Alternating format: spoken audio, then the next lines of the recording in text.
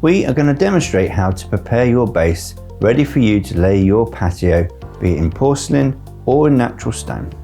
Both processes are exactly the same. On deciding the location for your patio, mark out a rough area where it's going to be placed, and then you can carry out a 3-4-5 triangle to create a right angle.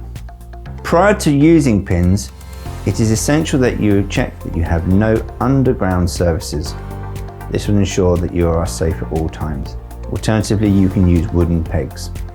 To create a rectangle that is square, you need to use a 3-4-5 triangle. That's 3 meters by 4 meters by 5 meters. As you can see in this demonstration, we have put the 0 and the 12 meter point at the same point. This makes it much easier to create a right angle.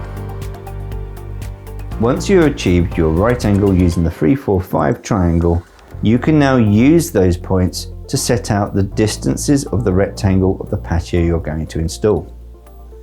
Once you place these pins in, you can then find the other corner using loci and curve as we have demonstrated here.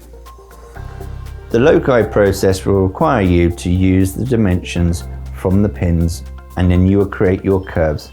Where X marks the spot, that is where you will place your pin. Once you have done this, you can place the pin into position.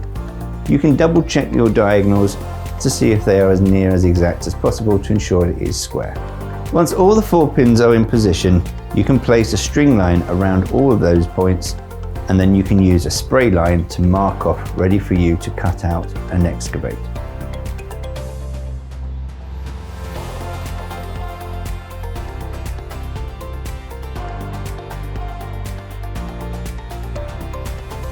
Once the initial excavations are done, you can now use an auto level, or equally you can use a spirit level and pegs to find out the distances and differences in height. For this particular example, we are using a 1 in 100 fall, which means we are falling 3 centimeters over our 3 meter distance. Once we have done that, we can add on our string line to those points and excavate to the correct depth all the way along, which in this case allows for a 100mm hardcore base, 50mm of mortar, and the thickness of the slab, which in this case is 22mm. Once we've carried out the initial excavations, we can put in the string line, and using the tape measure as a dipstick, we can assess whether or not we are at the right depth consistently.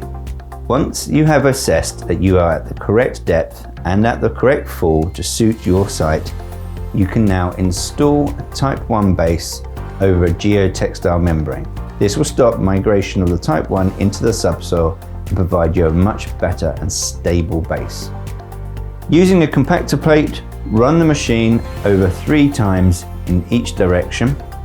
Again, using a string line, you can assess whether or not you're at the right depth and to see if you need to add or remove any of the sub-base material prior to actually installing your paving.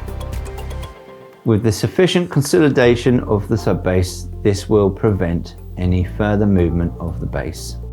Your base is now ready for you to install your chosen surface.